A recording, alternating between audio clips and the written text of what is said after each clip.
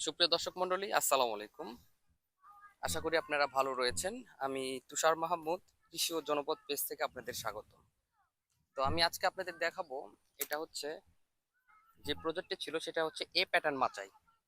এ pattern মাচায় আমরা প্রথমে শশা চাষ করেছিলাম। শশার পর একই বেড একই মাচায় করলা দিয়েছিলাম, করলা বরবটি। তো তারপর আমরা এই মাচাগুলো উল্টাই দিচ্ছি। এই যে দেখুন, এই যে মালচিং পেপার, এ প্যাটার্নের মাচা। তো এটা আমরা নষ্ট করে দিচ্ছি। এটা তোলার পর আমরা এই জমিতে একবার ধান চাষ করব। ধানের পর আমরা আগাম জাতের পেঁপে করব। আগাম আগাম যে পেঁপেটা হবে অক্টোবর নভেম্বরের দিকে আমরা এটা রোপণ করব।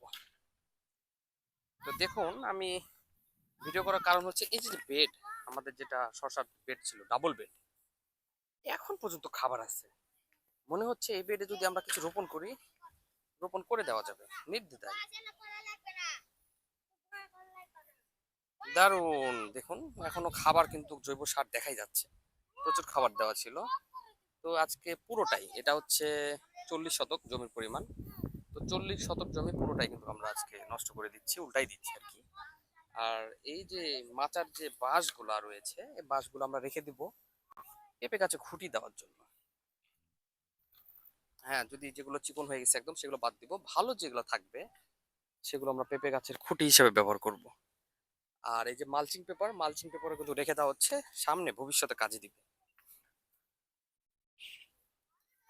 এই যে দেখতে পাচ্ছেন পুরোটাই আমরা কিন্তু তুলে ফেলতেছি। এটা মরিচ গাছ, হ্যাঁ, এটা লাগানো ছিল দু একটা মরিচ গাছ, মরিচ খাওয়ার জন্য। ধরেও আছে, কিন্তু দুঃখের বিষয় এগুলো থাকবে না। মরিচ গাছ সব রেডি করো, গুছাও, সব গুছাও।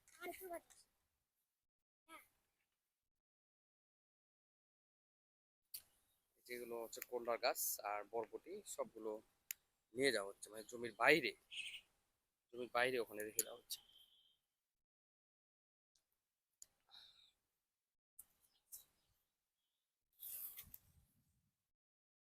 হ্যাঁ, রাকেশ এভাবে গুছাও তো, সুন্দর সুন্দর করে এভাবে গুছাই গুছাই রাখো।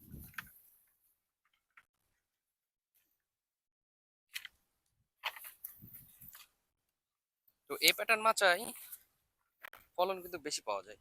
আপনার যদি শশা করেন, কলা করেন, যেটাই করুন, এই প্যাটার্ন মাচায় ফলন বেশি পাওয়া যায়। ফ্ল্যাট মাছা যেটা আমরা আদি যুগের যে মাছাটা রয়েছে, আমাদের বাপ চাচারা যেটা মাছাটা করতো, নতুন প্রজন্মের মাছা কিন্তু এই প্যাটার্ন। হ্যাঁ, এই প্যাটার্ন মাছা আধুনিক কৃষির অন্তর্ভুক্ত। এই প্যাটার্ন মাছা করলে কিন্তু মোটামুটি ফলন ভালো হয়।